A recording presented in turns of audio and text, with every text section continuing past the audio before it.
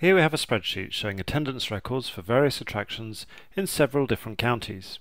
We have the months in which people attended, the counties down the left hand side, the actual people visiting within the main body area, and a list of totals for each month at the bottom of each column.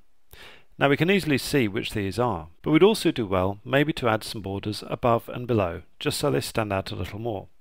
First thing we'll do is we'll take off the borders entirely in the whole spreadsheet by clicking the origin point in the top left to select the whole thing, then using the border control here and selecting no border. That'll take it off everything once we tell it where we want to apply it, which of course is here on all borders.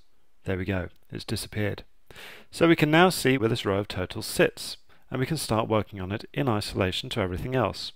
We'll click in the first cell, then we'll move along to the end and click in the last one, and you can see that all of these are selected, but we can't see what the sums are that make up each one. That's fine. We now need to work on our border. Well, we want a solid border in each instance, so we'll click on here where it says no border and select the solid line. We then need to decide how fat it's going to be. We want a thinner line at the top and a fatter line at the bottom, so we'll reduce this to just 1 point, and then we'll use the area selector here on the right to tell it that it should just be applied to the top of each cell by clicking here, the top of cell.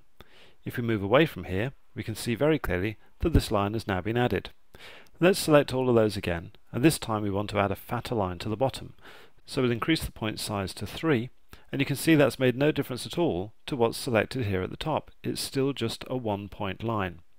However, now the setting is for 3 points solid line, and we'll apply that to the bottom by clicking there in the bottom right hand corner of the area selector. When we click away now, you can see that the top and bottom borders are different widths, and that's how you apply uneven borders to a cell or a range of cells within numbers.